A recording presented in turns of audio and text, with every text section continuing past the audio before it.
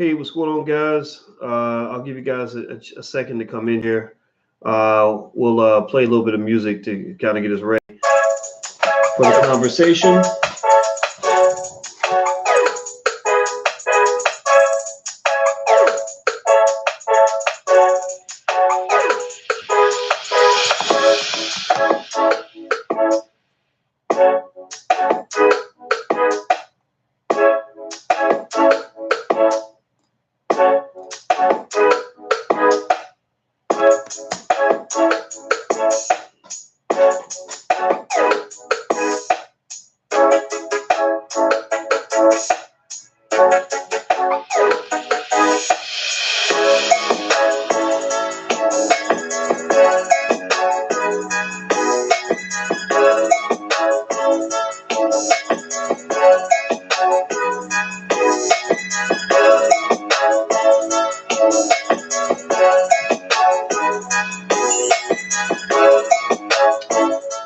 Hey, what's going on, everybody? Good morning to you. Good morning, Lois. Lois, your name rhymes with mine.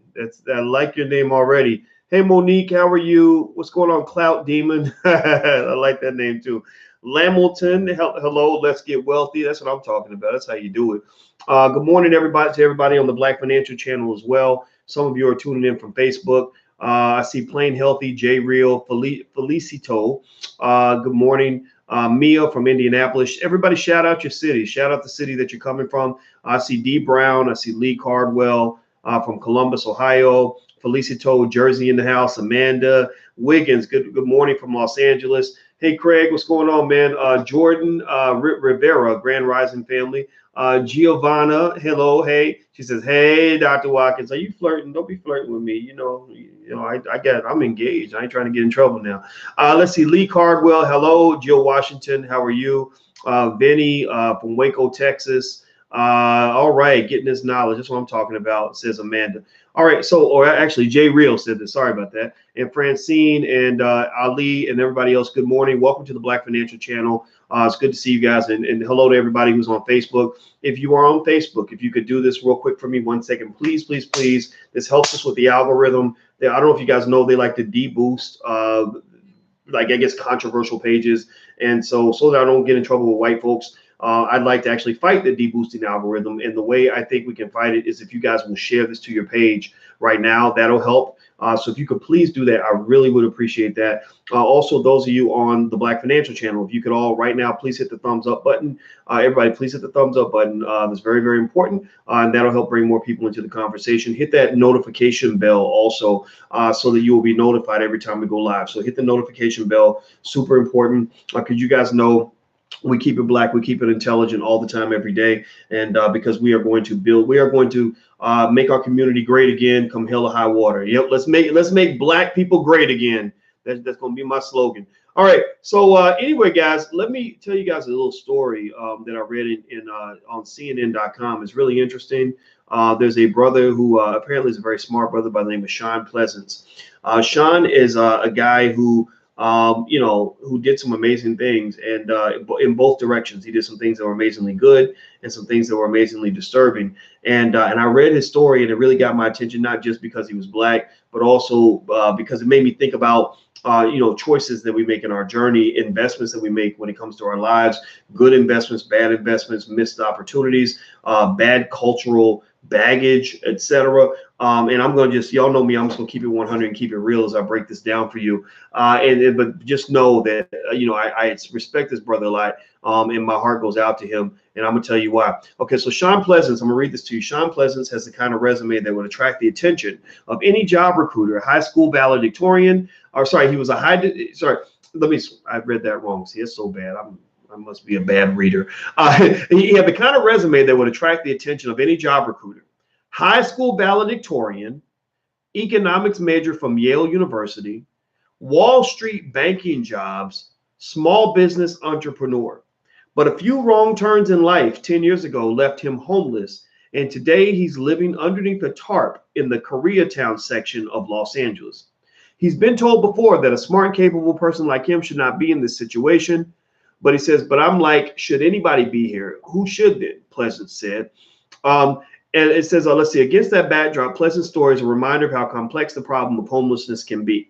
Quote, he says, it means it can happen to anybody. It's a problem we all could face, Pleasant said, standing on the sidewalk in front of the weathered belongings. A couple of unopened cereal boxes that he just collected from the food pantry sit atop his things. Quote, I am responsible for my choices. I own all my choices, he said before telling his story. Now, what's interesting, first thing I'm going to tell you, just to give you guys a foreshadowing in my analysis of this. I don't agree with him that this could just happen to anybody. I'm not saying, I mean, anything can technically happen to anybody, but that's if you make the choices that sort of open certain doors. And I'm going to sort of point to you a couple of things that I observed that don't so much condemn this brother for his life outcomes, but kind of, I think, help us to establish a degree of determinism in our lives, right? It kind of sucks to go through life when something happens to somebody and it's terrible, and they say, well, that can happen to anybody. And a lot of, I see that happen to a lot of black men, where you'll see a black man who takes the standard roadmap to success, the one that white people give you when you're young, go to school, get a good job, work for white people for the rest of your life, and then you grow old and die. After you buy your house in the suburbs and spend all your money on, white produced consumer items and all these other things. And then something bad happens, like they end up in debt, like they die in student loan debt, and they say, well, it could happen to anybody, right? Well, that's assuming that everybody does the same thing, right? That's assuming that anybody that could happen to took that same path, as if that's the only path you can take. And I'm going to tell you a couple of things that I picked up in this story, and I'm not telling you that I know the truth. I'm just giving you my assessment of it. And by the way, I see somebody. Let's see. You said you heard I was in Gary. I love Gary. Yeah. Well, I married a black woman from Gary, so as far as I'm concerned, Gary is the greatest city on earth. They produce the finest black woman in the history of this universe. Okay, so Pleasance is 52 years old. He's one of 60,000 people living on the streets in Los Angeles. The homelessness problem in LA is getting pretty bad. He grew up in San Antonio, Texas, the product of a stable, loving family who always excelled in school, according to his young brother, Michael. Their mother was a teacher. Their father made a career in the Air Force. Quote, he was always as a young child taking things apart and putting them back together, said Michael, who followed his brother's footsteps to Yale. He was a whiz kid. Shawn played the trombone, and he won several civic awards around the city. Pleasance also overcame a physical disability. He was born with a club foot and wore leg braces throughout his childhood, his brother said. His doctor joked he would never run a marathon. In fact, his brother said he's run several marathons and was in peak physical condition in his 20s. Pleasance was a high school valedictorian who had offers from multiple colleges, according to his brother. Shawn chose Yale and said he received grants and several academic scholarships, which covered most of his tuition. CNN verified that he did actually graduate from Yale, right? Because you got a lot of people out here just lying. Like half the people out here calling themselves doctor this and doctor that ain't really doctor nothing, just in case y'all are wondering. He majored in economics, and after a few years of toiling on Wall Street, including jobs at Morgan Stanley, he landed in California, trying to fulfill a Hollywood dream. This is where it gets interesting. This is where I'm gonna have to go a little Boyce Watkins on it, right? He went to try to fulfill a Hollywood dream. He started a photography and filmmaking company. So he moved out west. He moved out west to California, to LA. Now, what have I told you guys about the culture of Los Angeles? Have I told you guys? Have I ever expressed to you, yes or no, have you heard me express the fact that there's something unique about Hollywood culture that is unhealthy for pretty much anybody? Have you heard me express how so many black men, especially, and black women as well, go to Hollywood and lose their damn mind? Now, I remember I had Monique on drboycetv.com not too long ago, and I was asking Monique, I said, why do black people go to Hollywood and just lose their mind? Remember, Martin Lawrence was running around the street butt naked. You had Dave Chappelle just said, I can't take it. I'm going to Africa and walk away from $50 million. You've had other people just have nervous breakdowns and go crazy and lose their mind. Like seriously, like there's something about Hollywood. And I think that it has to do with this really, some would say extreme leftist, extreme liberal culture, right? Like this culture where it's like, sure, try these drugs. Everybody's doing it, right? So everybody else is taking Quaaludes and Molly and Xanax and cocaine. So you start trying it too because you want to fit in with the Hollywood crowd. Everybody's having sex with everything that moves, male, female, whatever. Remember Richard Pryor said that shit black people couldn't relate to. Anybody remember when Richard Pryor said that he was sleeping with a man for 3 weeks just to see what it was like? Did anybody remember that? Where Richard Pryor was like, you know, I wanted to know what it was like to date a man. So I lived with a man for 3 weeks and was having sex with a man for 3 weeks and I didn't like it. So I went back to women. Did anybody remember that? Tell me if you remember Richard Pryor saying that or remember that quote from him. Right. And that was weird. Like that was, do you relate to that? Is anybody, I mean, am I the only one? Like, I didn't relate to that. I did not relate to that. I was like, we don't do that in my family. Like, I don't know anybody who's like, you know, no, don't get me wrong. We got gay people in our family. I mean, that's fine. Gay people everywhere. Right. But I don't know too many straight men. If I went to my daddy, who's an old school Southern black man, and said, you know, Dad, I was thinking that I might want to sleep with a man. So I moved a man in my house for 3 weeks and we had sex for 3 weeks. And then I didn't like it. And I went back to women. I went back to Alicia.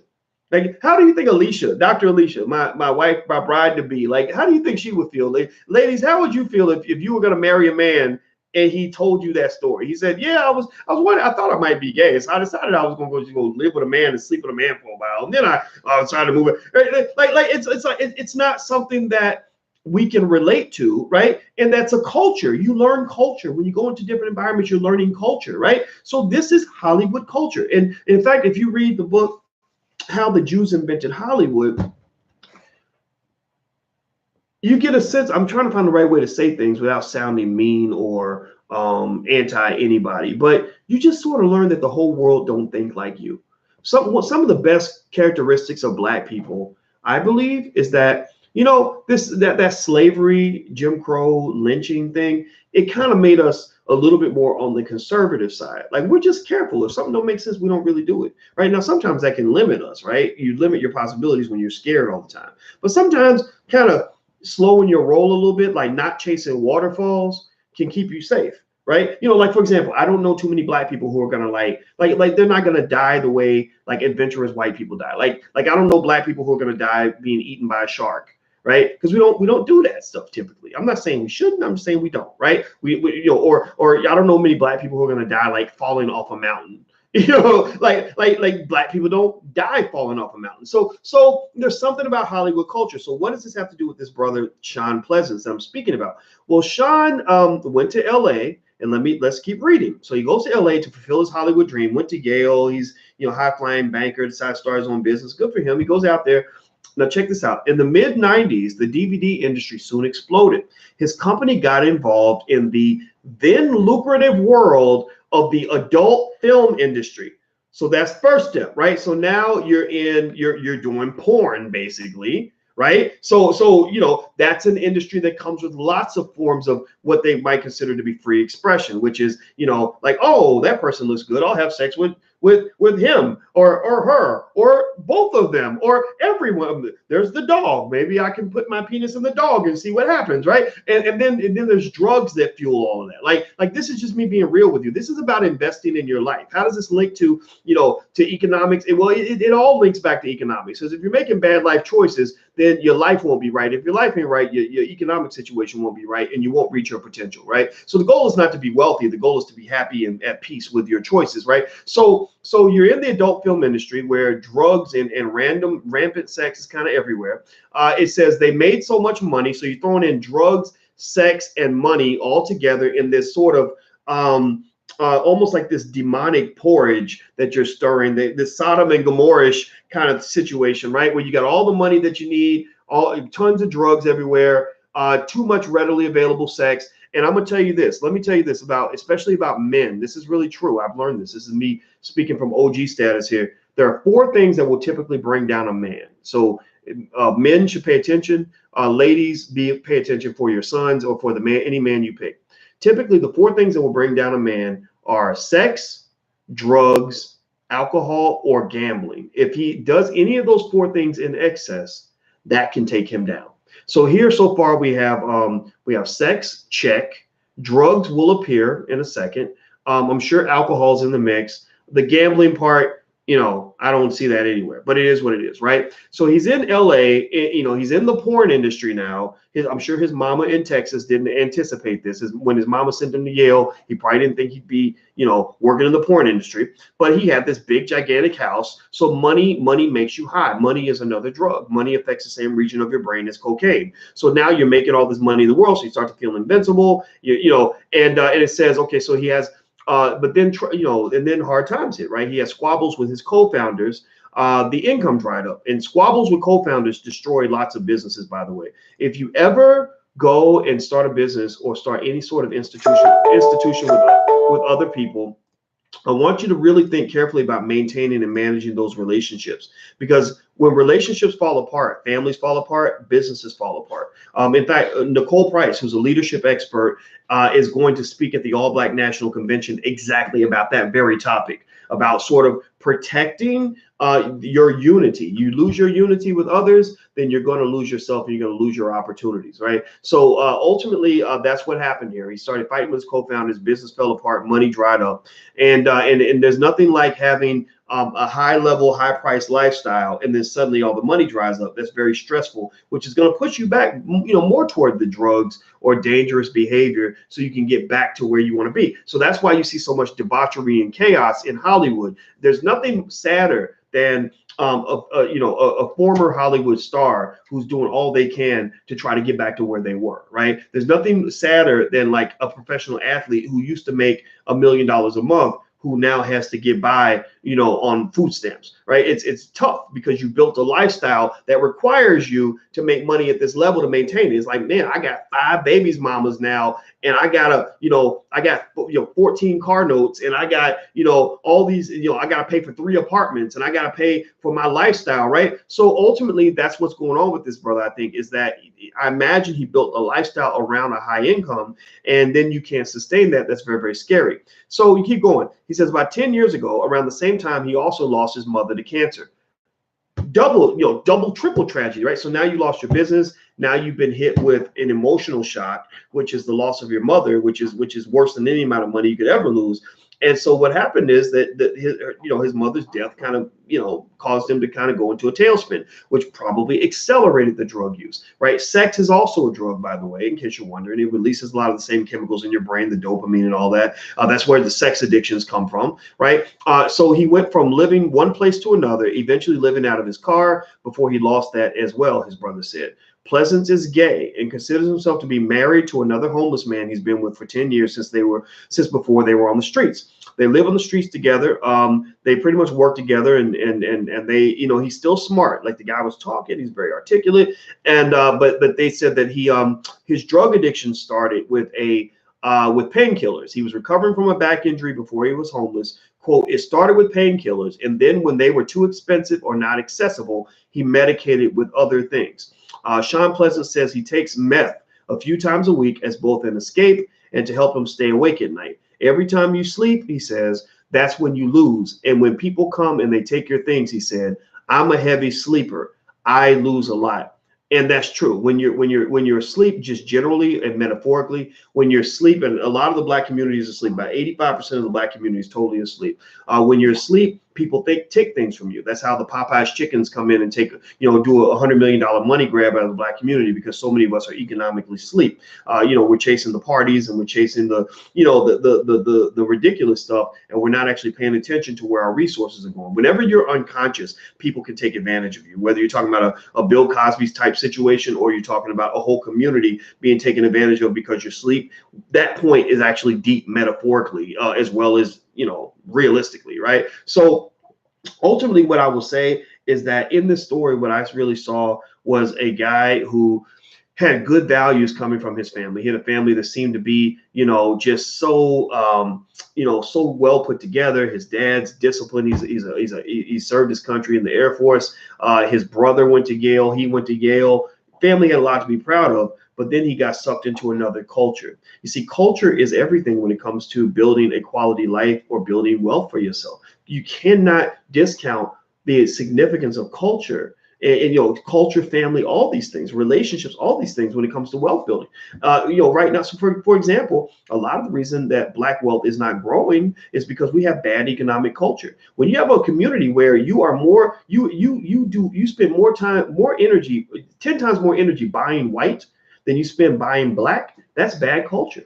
When you're sending your children to be educated by your oppressor, that's bad culture, right? If you don't want to support Black businesses and don't want to start businesses, if you're chasing jobs more than you're chasing LLCs, then that's bad culture, right? If you see family members trying to start businesses and you're not helping out, you don't really care, or you speak negative or whatever it is, then that's bad culture, right? So we have a cultural issue. So for him, he got sucked into bad culture. His mom and daddy got him on the right path, got him sent to Yale, all this other stuff. But then he goes chasing the money and thinking that white is right, and I want to be around white folks. I want to be in LA. I want to be down with this culture. So they're like, oh, let's get into porn. Let's try the drugs, dude. Right? And next thing you know, you're broke, you're homeless, you're a drug addict.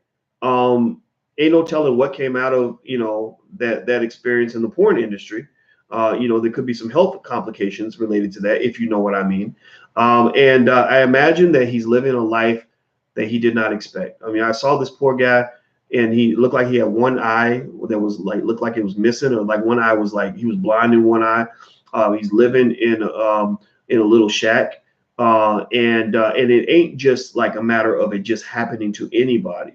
It's choices, man. It's choices. E40 has a great song called Choices. Everybody got choices. Y'all know if you ever heard it. It's a great song. You should listen to it. If you're a hip hop fan, you'll like it. But choices, choices play a huge part in everything, and I would just say that it makes me think about the other song by TLC, Don't Go Chasing Waterfalls.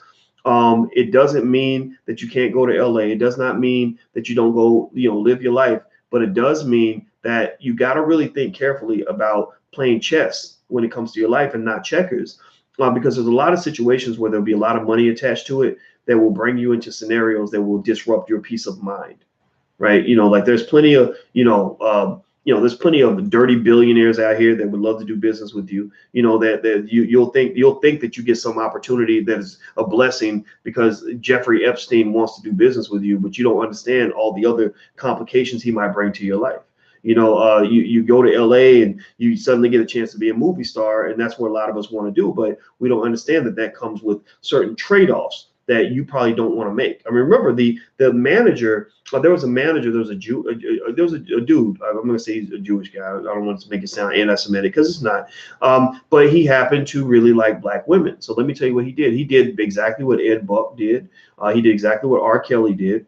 And basically what he do was he would find Black women who wanted to be stars. And how many of y'all know some Black woman who wants to be famous, right? How many of y'all know some sister out there that's trying to be famous because she's the best singer in her church or whatever, right? So he would find sexy Black women who wanted to be stars, and he would basically impress them. He would, do like the movie Pretty Woman. He'd fly them around the world and take them to expensive restaurants, introduce them to some famous movie stars, and they'd be all impressed and everything. And then he would say, he would make his indecent proposal. He would do a Harvey Weinstein on him. He'd be like, I can make you as big as you want to be. You just gotta tickle my balls a couple times a month, and we got a deal, right? And that was what it was. He was basically offering, like fame and fortune in exchange for sex.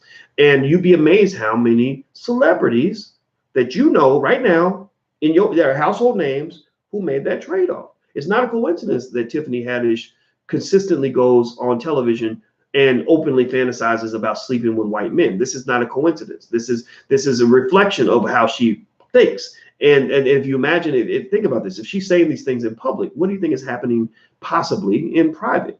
Remember this manager who was busted, offering Black women the chance to sleep with him in exchange for fame. Remember, he's responsible for the success of Halle Berry. He's responsible for the success of Taraji P. Henson. Now, I'm not making any insinuations about how they got to the top, but it does make you wonder, like, okay, what did he say to you? Taraji is very pretty. Halle's very pretty. He likes pretty Black women, and he expects a certain payment in exchange for opportunity. What payment did he make to you that led you to go out and speak his praises to the world? right? You know, you just got to be thoughtful about this, you know. And I think that this brother, when I look at him, I think, man, if he'd never gone to LA, I believe his life would still be together. I believe that he wouldn't have gotten linked up in all the drugs and everything else. I mean, you can find drugs everywhere, you can find porn everywhere, but I really think that there's something about that culture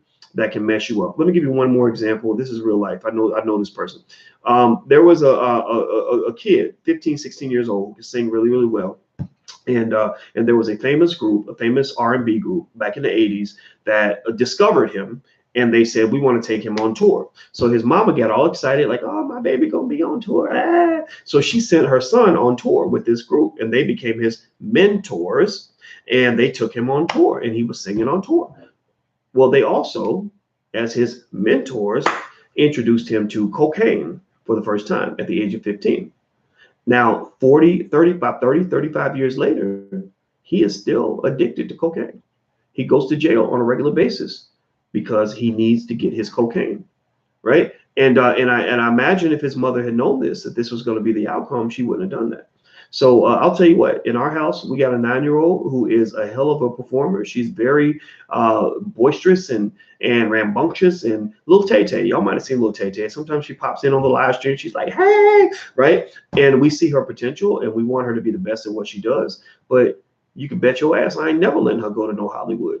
And if she's anywhere near Hollywood, I'm going to be supervising her every single step of the way. And I'm not her real daddy. She got her daddy's the same way. Me and her daddy will be right there watching every single move, like Bobby Brown. Like you said, Bobby Brown, every little step she takes, we will be there. Like we will be watching every step. Like you got to, because they make an industry out of taking your children and putting them into the sex trade. That's a common thing. That's an unspoken truth, but it happens everywhere. You must protect your children and teach them the importance of choices and culture. And, you know, when you go chasing these waterfalls and thinking that the white man's ice is colder, that's when you end up embracing a culture that does not belong to you, that's not inherently you. Black people are not inherently into all the chaos that other people bring into our communities. All that crazy stuff that happens in LA, that ain't really what we're typically all about. And that's why you see Negroes go out to Hollywood and they come back talking crazy and acting weird, and they think it's okay. They think it's legit. They think we're the ones that are behind because they're the ones who made $10 million in their last film. Well, that don't mean nothing if your life is in shambles. That don't mean nothing if you're addicted to drugs. That don't mean nothing if you're an embarrassment to your family. That don't mean nothing if you're not an asset to your community. So we got to just keep this in mind. So as you do your walk toward wealth, all of y'all are aiming to be builders and kings and queens, and I want you to do all of that. But just always remember it. Always find your center and know who you are, so that you don't end up, you know, putting yourself in making decisions that you can't roll backward. Okay, so that's not me telling you what to do. That's just me being as honest with you as I can be. And I hope that this is helpful. I hope this doesn't sound judgmental or preachy or like I'm telling you what to do. I'm just giving you my thoughts on this because I feel my heart goes out for this man. I'm not dissing him or ridiculing him,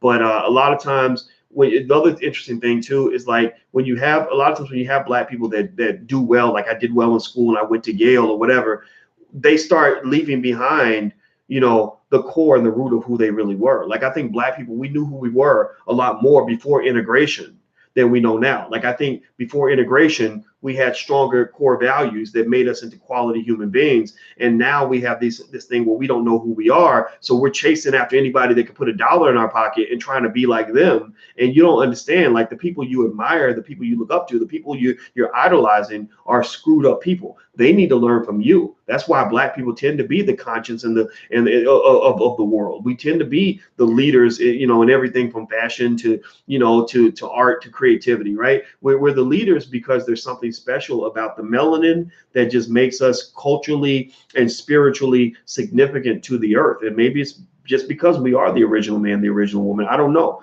You can make it into whatever you want, but I think there's something special about being Black that if you let that go, you're not only not going to know who you are, but you may turn into an inferior version of what you were. But you're going to think you're superior. You're going to think you made it, or you're going to think you made progress because you made a little bit more money. But who cares if you made more money if you're a big piece of shit? So that's it. That's my 2 cents on it. That's my breakdown. Please hit that thumbs up button. If you are on the Black Financial Channel, please hit the thumbs up button. Those of you who are on Facebook, the Black Financial Channel is where we do financial news and commentary every single day. You can join at theblackfinancialchannel.com, THE, that's theblackfinancialchannel.com. Also, don't forget the All Black National Convention is next weekend, the weekend of the 27th in Houston. I hope you guys will come down and join us. You can meet us live and network with all kinds of other Black people who think like you. It's the one family reunion we have every year. You can go to allblacknationalconvention.com. That's allblacknationalconvention.com to get a pass. If you can't make it and you want to watch digitally, you can get access to the live stream by signing up at allblackeducation.com. That's allblackeducation.com. That's our live streaming service where we have all different kinds of footage and content that you can't get anywhere else. Like my stuff with Farrakhan and just a bunch of stuff is in there. And so it's something that's really good for the whole family. So feel free to check that out. The first month is actually free for the next 24 hours. So if you go there now, you can get actually free access for the first month. You can sign up and you can see the stream of the convention and kind of watch it. And in a couple of days, we're going to have to turn that off. But feel free to go take a look at allblackeducation.com. All right, guys, I'm out of here. Hit the thumbs up button, share and subscribe. Please share this to your page. And also Chanel still is with the Black Business School, and she has you say I have savings for those tickets and for the live stream. Yes, so Chanel can also help you as well. So feel free to talk to Chanel right there in the chat if you'd like to also pursue some of that or find out and get more information. All right, guys, I'm out of here. Have a good day, and I'll talk to you later. Take care. Bye-bye. Peace.